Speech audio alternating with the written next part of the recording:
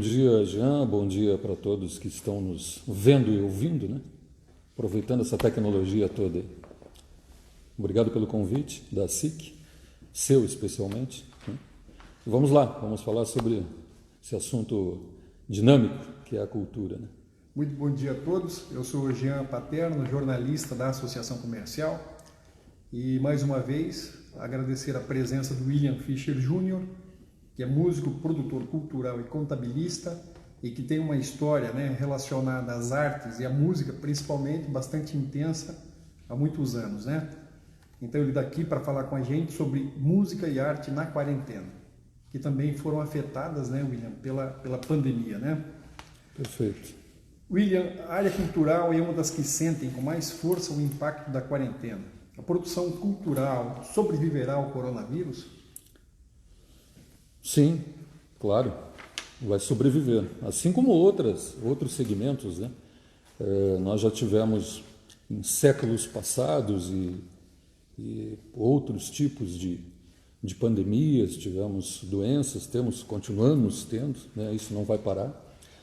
Mas a boa notícia é que a gente vai sobreviver, sim. Eu acredito que nós temos que rever o nosso conceito em relação a tudo isso que estamos vivendo, utilizar essa nova visão, essa abertura de novas fronteiras, né?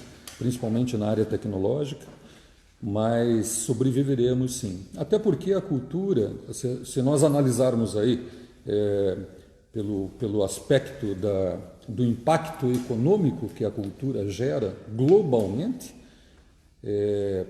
não tem como esse segmento deixar de existir ou reduzir, né, de tal forma que se torne insignificante, em absoluto. Se nós pegarmos dados, né, da área econômica, o que tecnicamente a gente chama de economia da cultura, né, nós pegamos, por exemplo, nós temos aí aproximadamente mais de 100 mil pessoas que são envolvidas diretamente na produção cultural no país, né? Nós temos a cultura representa quase 3% do PIB nacional, né? Isso é um número significativo. Se nós transformarmos isso para o padrão global, a Unesco, por exemplo, ela recentemente, nos últimos anos aqui, ela tem pesquisado isso e ela tem um dado muito importante, que a economia da cultura, ela gera movimenta em torno de 4 trilhões de dólares por ano. Se nós pegarmos isso e transformarmos percentualmente, isso é quase 6%, entre 5% e 6% do PIB global. Além disso, se nós pegarmos esses dados ainda e transformarmos a cultura em um país, por exemplo, estaria entre a 7ª e a 9ª economia global. Então é extremamente impactante a economia da cultura e por isso tenho certeza absoluta, né, não só eu, como todos os especialistas nas áreas, que ela sobreviverá, passará por esse período. Quero agradecer a todos que nos acompanham. Mais uma vez, reforçar o tema da live de hoje, música e arte na quarentena. E o convidado é o William Fischer Jr., músico, produtor cultural, contabilista, pós-graduado e mestre em administração, é sócio da BWA, consultoria em contabilidade, gestão e sustentabilidade especializada no terceiro setor. O William trouxe números aqui que realmente mostram a importância desse setor e que também está sendo atingido com força, né, William? Em função da pandemia, certamente, do isolamento e das restrições que o mundo inteiro ainda vive, né? William, a comunidade artística tem a criatividade como uma de suas grandes virtudes. Como a criatividade tem sido útil para que ela se mantenha, para que o artista se mantenha em um cenário de entretenimento praticamente inexistente em função dessas medidas todas de isolamento e de restrição? Bom, primeiro, nós estamos lidando com um segmento de profissionais que tem na criatividade a sua força motriz, né? Então, toda a linguagem cultural, todo artista, né, E aqui eu queria só traçar um paralelo, abrir um parênteses aqui, que quando a gente fala de cultura, ela é abrangente demais, né? Então, quando a gente fala de cultura, hoje, por exemplo, a gente está se referindo aos artistas, ou seja, o aspecto artístico-cultural, né? Na acepção da palavra cultura, ela é muito abrangente. Cultura envolve usos e costumes, envolve a questão de determinada região, o hábito daquela comunidade, a questão gastronômica, a questão da arquitetura, né?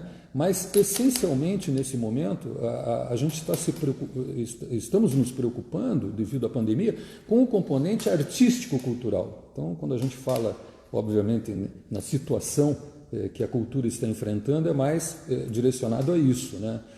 Exatamente, ao artista. E a criatividade, como eu disse antes, é a força motriz do artista, né? Então, e o que é a criatividade? A criatividade é você peneirar percepções, emoções, né?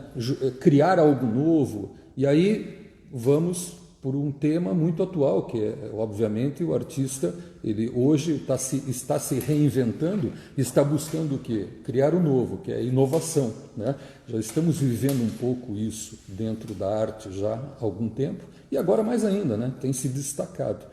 Mas eu diria assim, que o mais importante em relação a essa questão é que existe também agora, tem surgido nas últimas 2 décadas, principalmente, um componente importante, que é a economia criativa, né? O que vem a ser a economia criativa? A economia criativa é a junção de todos esses aspectos que nós citamos antes, em que envolve uma comunidade, né?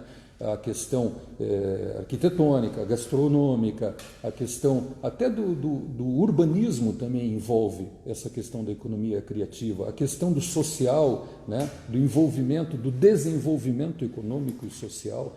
Então, isso é importante. A economia criativa, ela transforma o quê? Ela transforma a simples pessoa, o cidadão comum, né, no dia a dia, ele passa a ser um ator, um agente importante no contexto geral. O artista, ele é um vetor de desenvolvimento da economia criativa. Então, este é um momento, claro, que as forças precisam serem conjugadas, né, para que ele possa passar por este momento de uma maneira melhor ou menos prejudicada possível.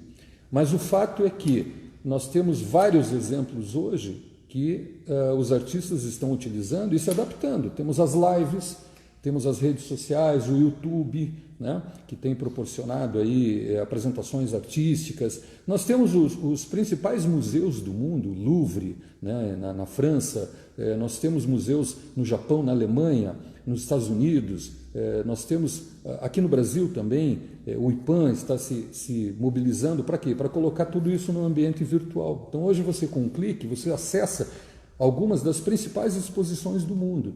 Então eu acho que a criatividade, ela, dentro desse contexto da economia criativa, como eu disse, é uma junção das partes. Então o artista se propondo a realizar esse trabalho e a inovar, e na outra ponta, juntando dentro do processo da economia criativa, né, esse aspecto da tecnologia. Então, quer dizer, é uma junção de fatores e de setores distintos. Veja você que em 2012, a economia criativa começou lá no início dos anos 2000, né, lá por 2001, 2002. Teve um autor aí que chamou, né, acho que é John Hopkins, se não me engano, um inglês, e ele denominou esse conjunto de ações de economia criativa, diferentemente da economia da cultura, que trata essencialmente do aspecto econômico, né, financeiro, mas a economia criativa, ela abrange um pouco mais. Então, o antigo Ministério da Cultura, porque hoje não é mais Ministério da Cultura, né, hoje é uma Secretaria Especial da Cultura do Governo Federal,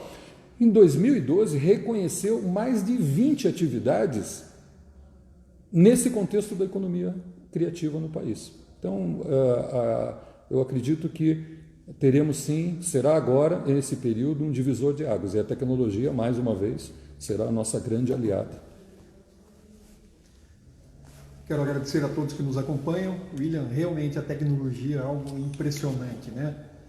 num pequeno aparelho, com as conexões todas que já foram criadas, a gente consegue ter na linha de cima o Carlos Guedes, que é uma referência em empresário, consultor e músico aqui de Cascavel, e na outra o Maurício Leite, né, que é um dos grandes bateristas do Brasil e uma referência no seu estilo para o mundo todo, né? Obrigado aos dois pela audiência. E o Carlos Guedes traz uma pergunta aqui, William, coincidentemente que estava inclusive na nossa na ordem, né, do nosso roteiro aqui, né, que Perfeito. a cultura representa um bom impacto no PIB, mas muitos estão com dificuldades de sair da inércia, de pensar em algo novo. E daí ele fala exatamente desse bom exemplo criativo que surgiu aqui em Cascavel, que é esse projeto 123 Live. Gostaria que você comentasse a respeito disso, William.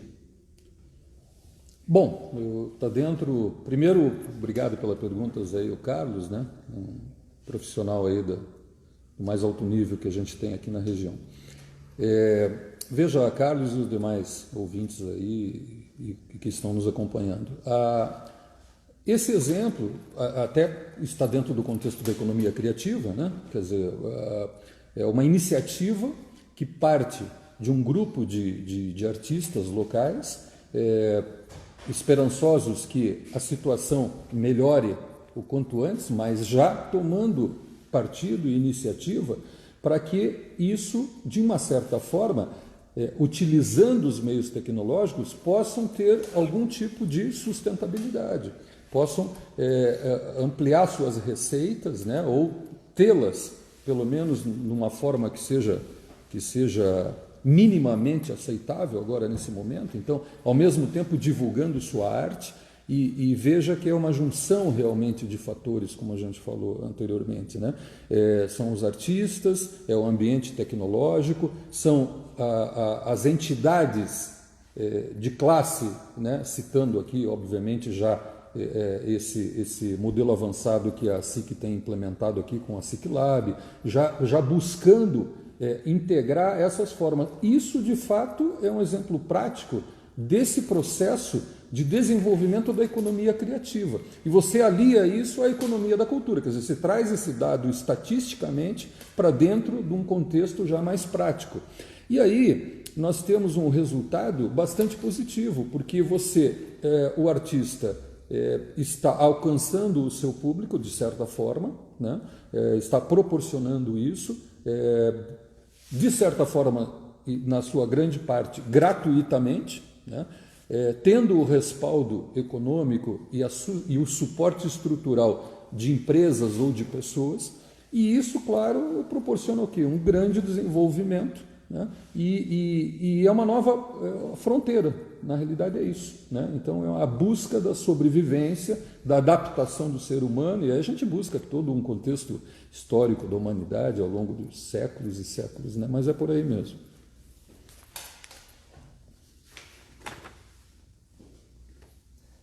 Música e arte na quarentena é o tema da live das 10h30 da SIC desta terça-feira, 26 de maio de 2020. O convidado é o William Fischer Jr., que é músico, produtor cultural, contabilista, pós-graduado e mestre em administração. É sócio da BWA, consultoria em contabilidade, gestão e sustentabilidade, que é especializado no terceiro setor. William, dias atrás eu vi um comentário interessante do Nando Reis na imprensa, dizendo o seguinte, falando, né, dessa maravilha toda que é a tecnologia, o que as lives possibilitam, de mesmo num período de quarentena e de isolamento, né, de estar perto, né, do fã e interagir com ele, mas por outro lado, William, ele manifestou uma preocupação que é um convite à reflexão. Ele queria saber o seguinte, e a gente vai buscar uma tentativa de resposta com você, porque ela não é simples, William.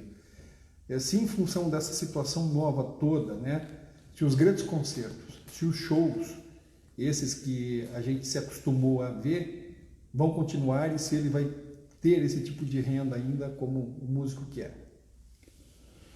Bom, primeiramente temos que respeitar a opinião de um músico consagrado, um artista nacional, né, de relevância, referência para muita gente, né, dentro do seu estilo musical.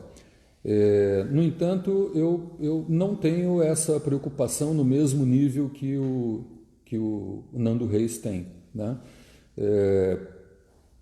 Estudando um pouco esse mercado da área cultural, nós já passamos, como até no início da nossa live aqui, nós conversamos, passamos já por outras situações, né, de crises e tudo mais.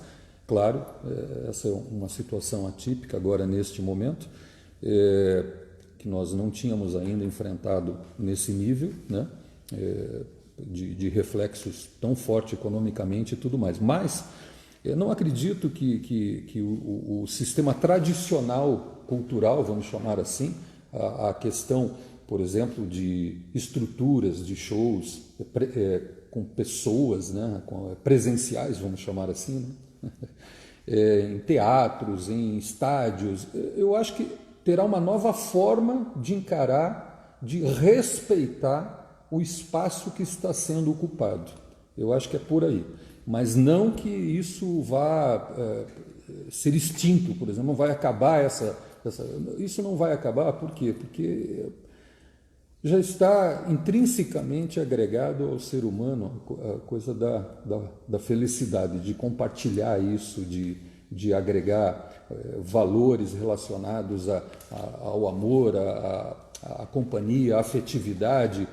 E esses são momentos, né, a arte proporciona isso, né, você está num teatro sentado confortavelmente assistindo uma peça, ou num gramado de um grande estádio assistindo um grande show, isso não vai deixar de existir.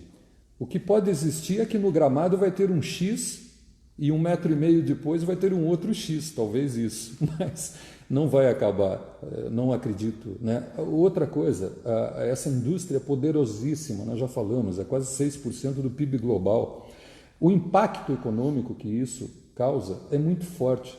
A geração de renda e emprego é muito grande. Um dado econômico aqui que eu lembrei agora também, que é bem importante, no Brasil, mas é uma pesquisa pela Firjan, eu acho que é a Federação das Indústrias, né, do Rio de Janeiro, e junto com o IBGE, mas é do período de 2017. O governo não tem dados atualizados, né, infelizmente, sobre a cultura. Sempre é a iniciativa privada que está buscando essas estatísticas, esses dados estatísticos, né? Mas veja, esse dado levantou oficialmente nessa pesquisa, com essas entidades que têm credibilidade, quase 170 bilhões de reais que circularam em torno desse fato da economia da cultura, da economia, principalmente da economia da cultura criativa. Então, realmente não acredito, né? O impacto econômico seria avassalador do ponto de vista da inexistência de atividades culturais tradicionais, como eu disse antes. Então, eu acho que não, acho que vai continuar. Teremos novos formatos, né? Mas vai continuar. Obrigado, William. Quero agradecer a todos que nos acompanham e reforçar aqui, né, que mandem suas perguntas, que o William, que tem essa bagagem toda, como o Luiz Cláudio citou aqui, né, anos e anos de janela, ele vai poder responder. Muito obrigado, Luiz Cláudio. Muito obrigado, Maurício Leite. O amigo de vocês está aqui dando um show como sempre, né? Não com as baquetas, mas com as palavras. Eu quero convidar aqui quem nos assiste para as próximas lives das 10h30 da SIC, quarta-feira, né, amanhã, com o Júnior Siqueira, as lições do Líder Coach à pandemia. Na quinta-feira, com o Ciro Canabarro, comece já a vender online. E na sexta-feira, com o Dr. Alfredo Copete Neto, sobre a importância do compliance às empresas e instituições. William, tem uma questão que é muito importante, porque o músico ele é extremamente preocupado, né, com a questão de levar a sua arte às pessoas, né, com o talento, com a criatividade, com as suas habilidades todas. Mas quando se fala na questão profissional, a grande maioria dos músicos, né, infelizmente peca, né? Não tem o registro, não tem carteira assinada, como a gente costuma dizer, né? Você acha que essas lições todas que surgiram agora, em função da pandemia, devem profissionalizar esse aspecto também, William? Bom, essa é uma pergunta também, né, que tem um leque de opções de respostas, né? Muito grande. Mas vamos lá, vamos tentar se concentrar na questão do artista, né? Você citou músico, mas eu vou ampliar um pouco isso e vou usar a linguagem do artista, né? Do artístico-cultural. É fato, né? que nós vivemos num país que eu não concordo com esse termo, mas tecnicamente se usa, né? E cientificamente também, que nós somos subdesenvolvidos, mas enfim, né? Nós vivemos, na realidade, numa situação no nosso país em que o artista ele não é visto, infelizmente, como uma força econômica, como um agente econômico forte, como um ator que promove o desenvolvimento econômico e social também. Porque quando você constrói uma carreira como artista em qualquer área, e você, a partir de dado momento, além de você executar a arte que você mencionou, Jean, para levar a emoção, levar essa força toda cultural para a comunidade, ele, em dado momento, ele também se doa para a comunidade quando ele abre uma escola, quando ele cria cursos e treinamentos, quando ele promove a inclusão social dessas pessoas, geralmente em situação de vulnerabilidade social, né? Então, o artista, dentro da comunidade, ele realmente tem uma força muito grande. Infelizmente, nós não temos, né? Quando eu falo nós não temos, me refiro aos artistas, uma cultura de aperfeiçoamento, de busca de aperfeiçoamento da cultura geral, no entorno dele. Então, ele se concentra, e claro, é o foco, é a arte, é o que ele executa, é o que ele tem o dom e o talento.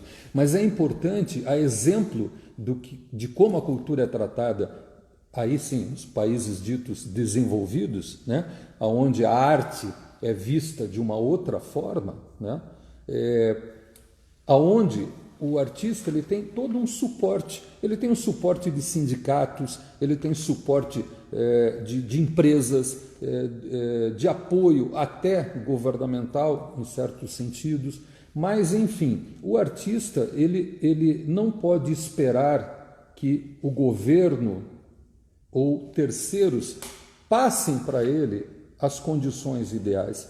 Ele tem que buscar de fato. Eu acho que esse é um momento em que tem que ser refletido isso e o artista ele tem que buscar um aperfeiçoamento de ordem geral, né? Ele tem que conhecer outros setores da economia, ele tem que ter conhecimento de outras matérias, né, relacionadas até a processo de gestão por causa da sua carreira.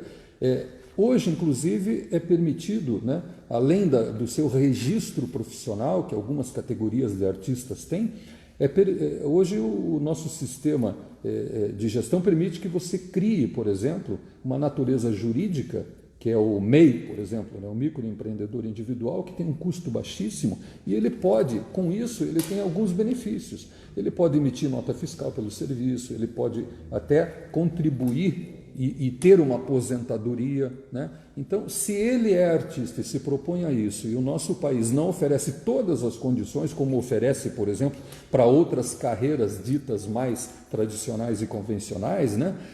Então eu acho que realmente ele tem, tenho certeza, que ele tem que buscar esse aperfeiçoamento e vai depender dele. E esse é um momento ótimo para verificar isso, por quê? Porque aí aperta o quê? Aperta o lado financeiro, aperta o lado de não conhecer um pouco a tecnologia.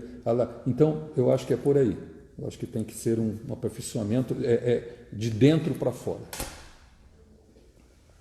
William, Maurício Leite tem uma pergunta aqui que é bem interessante. Na verdade, é um comentário e eu gostaria que você estendesse depois esse pensamento. O que o Maurício está dizendo aqui é o seguinte: que todas as grandes crises mundiais geram novos movimentos culturais, novas linguagens. E assim foi com o surgimento do jazz, do rock e aí por diante. O que você tem a dizer a esse respeito? Muito bem colocado. Na realidade, vamos buscar assim, lá no início do século XX, né? Muito oportuna essa colocação do Maurício, um grande abraço ao Maurício, né? No início do século XX, nós tivemos um movimento no Brasil que modificou completamente a estrutura de como se via a cultura em nosso país, que talvez muitos dos que estão nos ouvindo saibam disso, que é, e vendo, que é a Semana da Arte Moderna, na década de 20. Né? A Semana de Arte Moderna, ela, com pessoas de calibre como Mário Andrade, Di Cavalcanti, Villa-Lobos, né, participou, quer dizer, Tarsila do Amaral, e assim vai, quer dizer, grandes pessoas, grandes mentes brilhantes da nossa cultura nacional, trouxeram da Europa, do velho mundo, né, o que lá se tratava como vanguarda cultural, trouxeram para a Semana de Arte Moderna esse divisor de águas no nosso ambiente cultural. Então, a partir dali, começaram a surgir movimentos que modificaram a estrutura de pensamento, até da questão ideológica, da questão social no nosso país, e veio atravessando períodos conturbados, inclusive, né, como o Estado Novo, depois a questão da ditadura. Veja, aí nós tivemos movimentos no mundo, né, como o Maurício citou, o rock. No Brasil, nós tivemos a Tropicália, né? Tivemos o cinema novo na década de 60 e 70. O cinema novo, ele veio com o intuito do quê? De proporcionar uma nova visão, de oferecer uma nova visão com situações que estavam acontecendo de ordem social, como a questão racial, a questão dos menos providos, né, das camadas sociais mais vulneráveis. O cinema novo veio trazer isso à tona. Com a entrada da televisão, veja como as coisas vão se envolvendo, né? Aí, hoje, nós chamamos isso de economia criativa, mas na época não se tinha essa noção, até porque globalmente também não havia uma comunicação como nós temos hoje em tempo real. Então, todos esses movimentos, né, a bossa nova, recentemente outros estilos, nós estamos falando de música, mas falamos de cinema, falamos de literatura, né? Veja que, voltando um pouquinho ainda na Semana de Arte Moderna, a poesia, a partir da Semana de Arte Moderna, não se tratava mais apenas com a poesia escrita. A partir dali, começou a se tratar a poesia de forma a poesia declamada, né? Então foi um movimento que hoje para a gente pode parecer muito simples, mas imagina na década de 20, com todo aquele conservadorismo e outras atitudes, né? E entre dois ambientes de guerra, né? Primeira e Segunda Guerra. Então realmente esses movimentos são muito importantes, e eu diria que estamos vivendo não um movimento do ponto de vista assim, de ser uma grande transformação no ambiente cultural, mas estamos vivendo uma transformação em um ambiente que é dessa forma como nós falamos, né, generalizado em todos os segmentos, em que a cultura vai ter que se transformar de dentro para fora. E aí sim, eu acho que surge um movimento aí que daqui a pouco ele vai ser melhor classificado, né? William, lendo um comentário aqui do Guedes, falando dessa perspectiva histórica da cultura, né? Eu quero associar algumas coisas aqui. Em São Paulo, por exemplo, o regime ainda está bastante duro, né? A questão do isolamento, o pessoal está mais de 2 meses fechado em casa. Só a partir da semana que vem, o Dória falou que vai fazer algumas medidas que passam a abrir alguns setores, mas as restrições continuam. E esse pessoal da arte e da música vai continuar aí, possivelmente junto com o turismo, né, só volta lá no fim do processo, que deve demorar um pouco ainda. E eu estou assistindo várias lives. Uma delas foi do Bruno Sutter, que você deve conhecer. Ele já foi escolhido 3 vezes o melhor cantor de metal do Brasil. O Bruno Sutter é o Detonator, daquela banda chamada Massacration, que quem é dessa área e gosta desse tipo de rock conhece muito bem. E ele estava dizendo que vive especialmente de música, William, e que há mais de 2 meses ele não faz show nenhum, não tem renda nenhuma, e ele está com dificuldades financeiras muito sérias, né? Inclusive pedindo para que o pessoal, durante as lives, que ele faz lives de 3 horas, um absurdo, o que ele tem feito, o que ele tem se esforçado para conseguir um dinheiro mínimo para manter as suas necessidades básicas, né? William, já é possível pontuar que tipo de lições essa grande crise deixa para esse setor cultural? Eu acho que é possível a gente ter algum tipo, agora imediato, claro, mais de perplexidade, né? De uma situação inédita do ponto de vista da retração da economia, da cultura e tudo mais. Mas eu acho que é cedo ainda para a gente realmente ter assim um dado muito forte, consolidado, né? A respeito do impacto, dos reflexos que isso vai causar de todas as formas, no aspecto econômico, emocional, né, físico, enfim. Realmente a classe artística, e ela já falamos lá atrás, né, a força motriz é a criatividade e a outra é a sensibilidade. Então, a gente vai ter que tratar isso, né? E é a comunidade como um todo, porque o artista ele se doa para a comunidade, de certa forma, né? E a gente aqui, quero abrir também um parênteses aqui para fazer um comentário, uma análise, né? Que é a seguinte: nós temos uma concepção de arte no Brasil, e até pela tradição, né, de um não investimento, de uma não percepção do próprio indivíduo, de que ele não deve esperar tudo do governo, né? Enfim, ele deve buscar melhorar o seu ambiente. Então, nós temos uma cultura de que artista, de que música, de que artes visuais, audiovisual, teatro, só existe para os artistas consagrados, né? Estes são talentos que chegaram num nível, né, que hoje talvez não estejam passando por tantas dificuldades, né? Estejam, claro, sofrendo, passando dentro do seu grau de dificuldade, né, sofrendo com isso, mas a grande maioria está passando, como este artista falou, até necessidade. E a gente vê isso no dia a dia, a gente lê isso, a gente está num ambiente virtual cada vez mais hoje, até porque nós estamos num isolamento e o acesso ao mundo externo está ali naquela telinha do celular. Então a gente está lendo artistas fazendo leilão de seus equipamentos, artistas fazendo leilão de suas obras por preços extremamente reduzidos, artistas oferecendo à venda imóveis, carros. Então é uma situação séria. É um paradoxo que, se você verificar na história do nosso país, não há precedentes para isso. Então, realmente é uma situação muito indigna para o artista. O artista não é merecedor disso, né? Então, nós, a comunidade como um todo, tem que buscar, de certa forma, meios para compensar isso.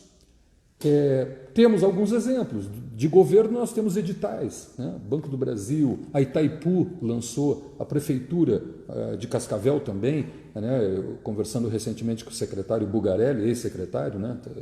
Saiu já, mas fez um excelente trabalho na secretaria, promoveu, deixou preparado processos de editais para que os artistas, de forma virtual, possam ter um mínimo de receita para apresentar a sua arte. Então, como eu falei, Itaipu lançou edital, o Banco do Brasil está lançando edital, as prefeituras municipais, governo do estado, através da Superintendência de Cultura, também lançou edital. Então, assim, de uma certa forma, as forças sociais e políticas influenciadas por essa pressão, dessa necessidade, estão promovendo algum tipo de melhoria. E está no Congresso agora, se não me falha, essa semana, um projeto de lei de emergência cultural, onde vai permitir que dentro do orçamento da União se tirem recursos para diversas ações serem descentralizadas, pulverizadas em todos os estados. Então é isso aí, a sociedade tem que se envolver, isso é muito importante. William, o Luiz Cláudio está mandando uma pergunta aqui que é a seguinte: que o crédito para micros e pequenas empresas está bastante difícil e restrito, e que ele acredita que para o meio artístico esteja ainda mais complicado. Confere? Sim, sem dúvida. Bom, esse projeto de lei é justamente para tentar corrigir essa distorção, Luiz, né? Veja você que o governo distribuiu R$600 para os trabalhadores. A classe artística, na sua grande maioria, não estava inclusa. Então, esse projeto de lei está visando corrigir isso também. Além do crédito, além da possibilidade de financiamento, né? Que, aliás, financiamento que já está na legislação, mas que nunca foi regulamentado por incompetência governamental, principalmente da União, né? Que é o sistema do nosso PRONAC, que é o Programa Nacional de Apoio à Cultura, que é dividido em 3 áreas. A Lei Rouanet, aliás, hoje não é mais Lei Rouanet, né? Hoje é Lei de Incentivo à Cultura, né? Podemos até falar, né, mais sobre isso. O FICART, que é o sistema de financiamento da classe artística, nunca saiu do papel, nunca foi regulamentado e tinha esse viés, financiar o show business, financiar os artistas. E, por último, o Fundo Nacional da Cultura. O Fundo Nacional da Cultura é um absurdo, porque ele tem, por força de lei, 3% da arrecadação das loterias no país deveriam para esse Fundo Nacional da Cultura. Todo ano eles estão contingenciando essa verba. Eu não sei nem qual é o valor que tem hoje, mas é ínfimo. Mas o objetivo do fundo, criado lá na década de 90, quando nem se pensava ainda em fundos no Brasil. Na Europa e nos Estados Unidos já existiam, que é o endowment, alguma coisa assim, né? que existe, inclusive utilizado por universidades americanas e instituições culturais americanas, e o fruto desse fundo, da receita, da renda desse fundo, da rentabilidade, é que mantém grandes orquestras e corpos de balé e tudo mais, né? Enfim, mas retornando aqui ao nosso país, a nossa rede tropical, Tupiniquim, essas ferramentas estão à disposição do governo. Por que não se usa? Por que não se regulamenta? O Fundo Nacional era para fazer essa distribuição equitativa desses recursos em vários estados, para essas ações, né? Mas infelizmente não está regulamentado, né? Música e arte na quarentena é o tema da live das 10h30 da ASIC, desta terça-feira, 26 de maio de 2020. O nosso convidado, William Fischer Jr., músico, produtor cultural, contabilista, pós-graduado e mestre em administração, é sócio da BWA Consultoria em Contabilidade, Gestão e Sustentabilidade, especializado para o terceiro setor. William, quando a gente conversou da possibilidade de fazer essa live, que você prontamente aceitou, muito obrigado por isso. Você falou de uma questão muito importante, viu, William, que é associar a sustentabilidade à cultura. Como de fato, William, isso pode acontecer? Bom, essa é outra questão bastante complexa, né? Mas vamos lá, vamos por um caminho aqui que me ocorre agora. Primeiramente, quando a gente fala em sustentabilidade, esse termo está muito arraigado, muito agregado ao meio ambiente, né?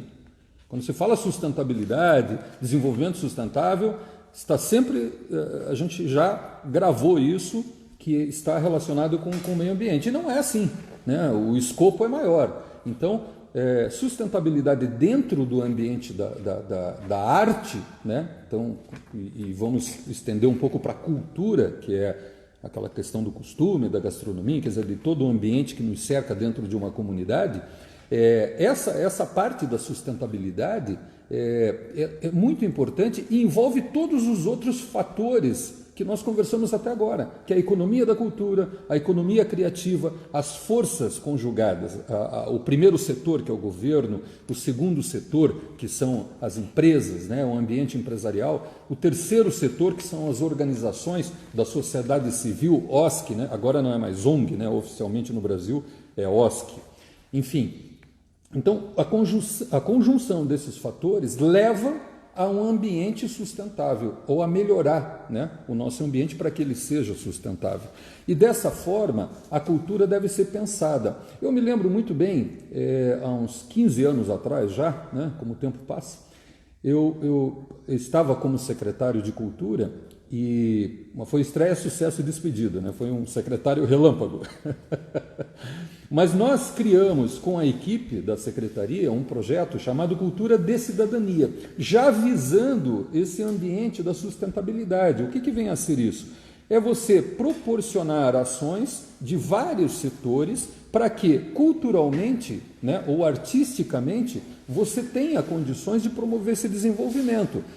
Por exemplo, o turismo, a área do turismo, ela por si só, não é você, obviamente, visitar um determinado local, né, uma região, eu estou falando, me referindo geograficamente, mas a visita a um museu, a visita a um teatro, né? O turismo cultural, você viajar para assistir um show em uma outra cidade, isso tudo faz parte de um ambiente em que as forças têm que se unir e promover esse desenvolvimento. Então, o primeiro setor, que é o governo, o segundo setor, que é a classe empresarial, tem que se unir e o que nós queremos para o desenvolvimento da nossa cidade, né, do nosso território, seja ele municipal, na esfera estadual, na esfera nacional, enfim, do território nacional. Então, essa sustentabilidade ela envolve você trazer aquele que está em situação de pobreza, de vulnerabilidade, mas não só aquele, perdão, mas todas as camadas sociais envolvidas num processo único de desenvolvimento econômico e social. Então, quando a gente trata da palavra sustentabilidade,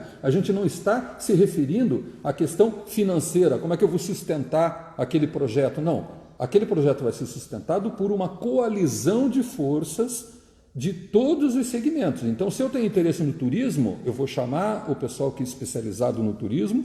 Se eu tenho interesse na questão artística, eu vou chamar o pessoal da área artística. A educação, né? Por exemplo, uma coisa importante dentro da sustentabilidade que nós estamos falando é a questão da transversalidade. Então, se eu pegar a área de educação, se eu pegar a área do turismo e pegar a área cultural, artístico-cultural, aí eu já tenho 3 vetores de transversalidade que eu posso impulsionar economicamente e socialmente a minha região.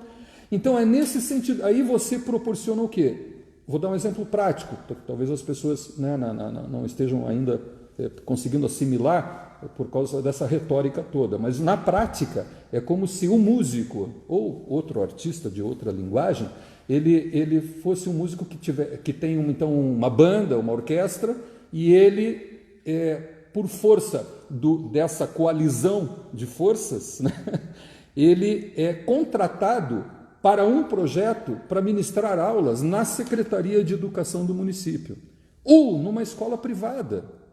Então, veja, não é só o governo, né? A partir dali ele tem a orquestra e ele é professor num ambiente educacional. Muito bem. Aí, vamos buscar aqui o turismo. Ele toca naquela orquestra.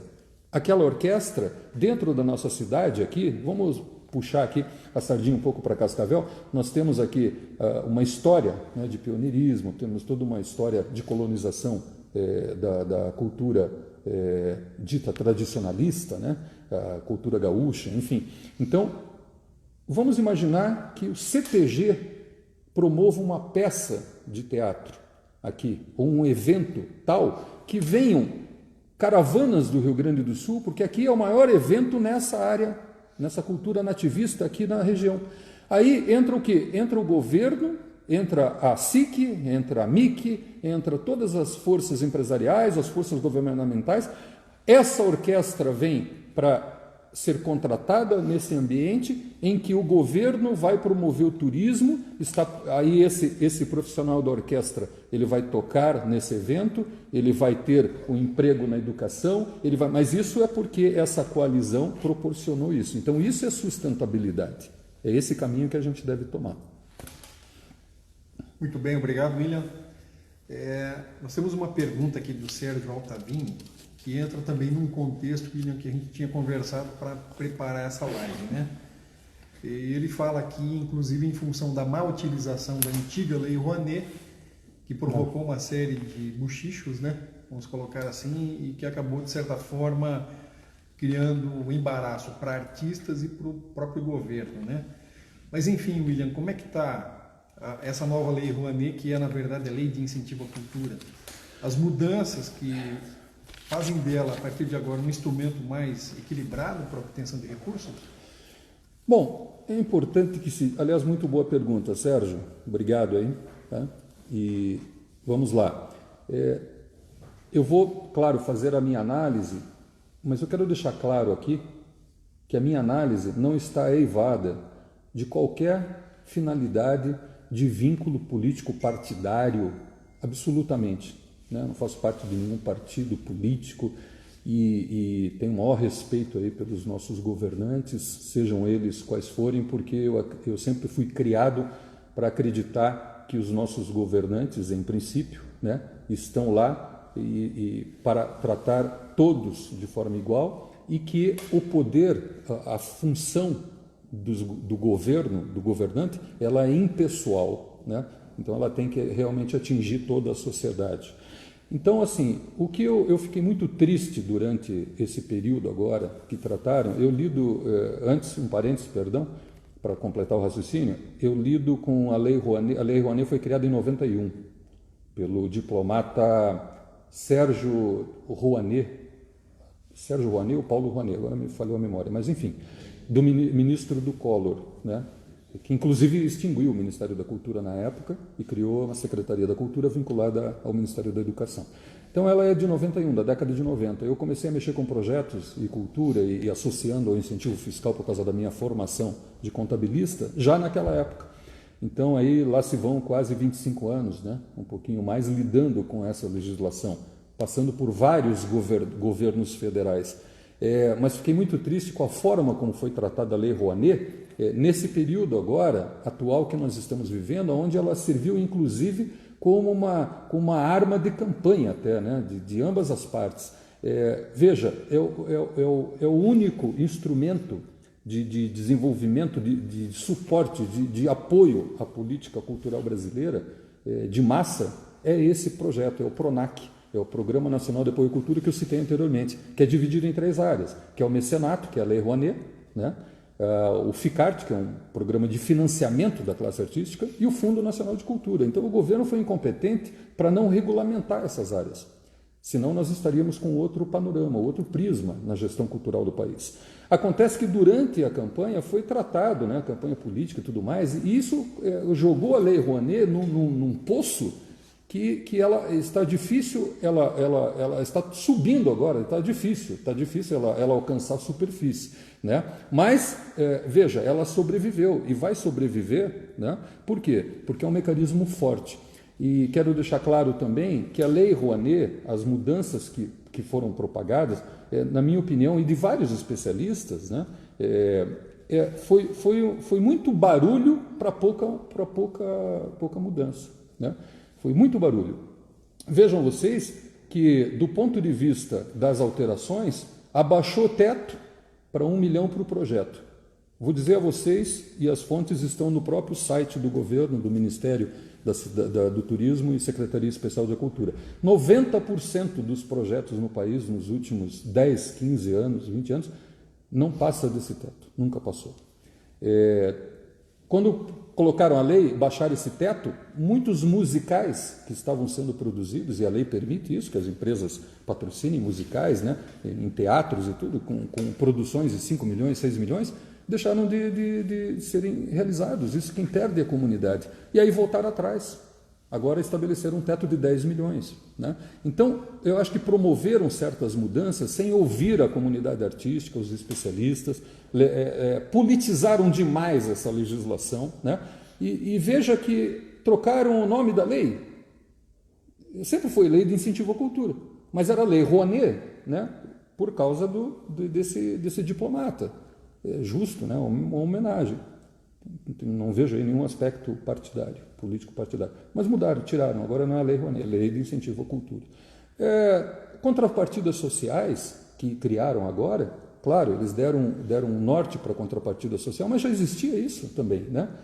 Mas tiveram mudanças que são importantes do ponto de vista do controle, do ponto de vista da gestão, né? Mas nada daquilo que foi colocado, que a Lei Rouanet é um demônio, que servia a um determinado segmento da classe artística, que se lucupretavam com esses valores, que viajavam o mundo todo só com esses valores, isso não é verdade. E os dados estão aí no sistema para serem comprovados. Quem tiver interesse, boa vontade e intelectualidade para interpretar os dados, vai perceber que nós não podemos, e aí é um fato que entra a economia criativa novamente, que o cidadão bem informado ele é menos manipulado, né? Então eu acho que é por aí, e a Lei Rouanet ela vem realmente, é um grande sistema de financiamento da cultura, mas eu quero colocar um ponto aqui, Jean, se eu ainda tenho tempo, né?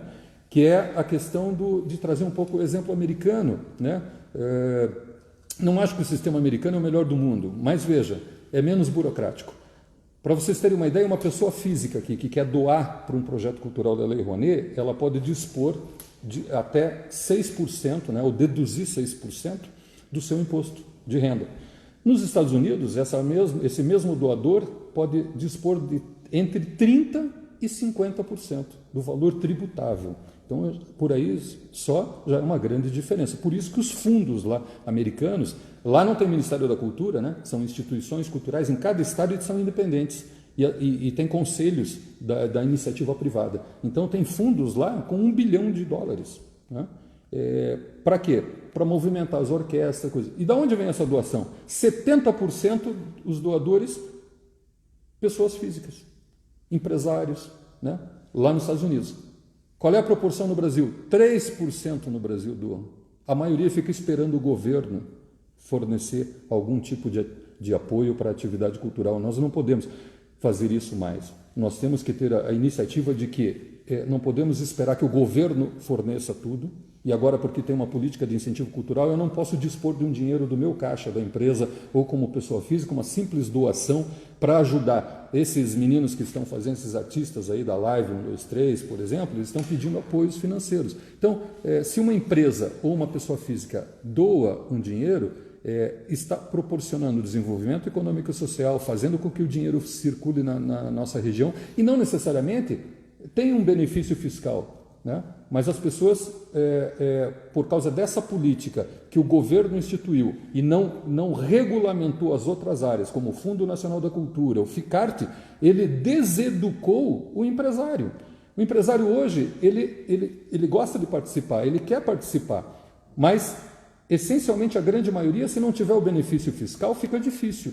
Mas porque é a cultura da informação. Agora, lá nos Estados Unidos, na França, na Itália, isso é diferente, porque ele se sente parte, e aí é uma questão cultural que eu volto a tratar da economia criativa, do desenvolvimento social, econômico, educacional da nossa população. Por quê? Porque lá, se o americano ou o europeu ele está na frente de uma praça e essa praça está em ruínas, ele se voluntaria, ele não espera o governo, porque ele sabe que ele deve alguma coisa à sociedade, porque a sociedade está comprando o produto dele, a sociedade permite que ele também, obviamente, viva muito bem e se sustente. Então, nesse sentido, nós temos muito a crescer ainda, mas o ideal era que a gente, ao ver um projeto cultural significativo e de impacto social, a gente apoiasse não só pensando na renúncia fiscal, mas pela aplicação direta, pelo nosso chamado marketing cultural, né? Eu acho que é por aí um pouco, e a lei de incentivo ela vai sobreviver. Tá? Obrigado, William. O próprio Serginho Altavini colabora com a gente aqui e trouxe o nome de quem criou a Lei Rouanet, Sérgio Paulo Rouanet. Muito obrigado, Serginho. William, nós temos algumas perguntas aqui ainda, mas o nosso tempo é bem pequeno. Sei que você trouxe um material aí do Cascavel Jazz Festival. Se você puder apresentá-lo agora, a gente não corre o risco de terminar a live sem que você faça isso. E o pessoal que perguntou, tem como deixar um e-mail? Isso, enfim. você vai fazer isso agora. Ok, beleza, feito. Então vamos lá. William, como está o Cascavel Jazz Festival? Existe alguma possibilidade que ele retorne aí a curto e a médio prazo? Bom, diante de tudo que a gente falou até agora, né, não seria muito diferente, né, afirmar que por falta de patrocínio, né, e de apoio financeiro, o festival Se a classe empresarial, a classe governamental entende que isso promove, como tem outras cidades, né? Podemos citar aqui Rio das Ostras, no Rio de Janeiro, Paraty com um evento literário, né? Enfim. Mas eu trouxe aqui, quem tiver interesse, obviamente, nós lançamos agora, pela Lei de Incentivo à Cultura, né? Gratuitamente, um projeto que é um livro aqui, um encarte, né? Com toda a história do festival nos seus 24 anos, acompanha um DVD. Esse DVD, obviamente, tem as imagens todas e ele se vincula aqui ao encarte, à história da revista, né? Então, aqui está o DVD, aqui está um livro, uma revista, e conta toda a história do festival, que aconteceu em Cascavel, São Paulo, Curitiba, etapas em Natal. Foi um evento pioneiro no país, né? Considerado pela mídia especializada na área de música instrumental brasileira. Tem um box que obviamente recebe esses materiais, né? E, bom, a distribuição é gratuita. Quem estiver nos ouvindo e tiver interesse, né? Eu vou deixar um e-mail. Qual é o e-mail, né? William, por favor? Bom, o e-mail para esse projeto, para receber esse material, né? E explicar as condições para recebê-lo lá, né? O pessoal que é de fora, né? O pessoal que é daqui, é só a questão de combinar o endereço. É cascaveljazz@cascaveljazz.com.br, né? Então, cascaveljazz@cascaveljazz.com.br, ok? Com relação às perguntas, eu não sei se você quer ou você vai me passar os contatos, ou posso responder por e-mail também, não há nenhum problema. Mais uma vez, obrigado, William. Nós temos um tempinho aqui, no Instagram, ele tem um tempo que funciona um pouquinho diferente do nosso. Eu já quero te agradecer, William.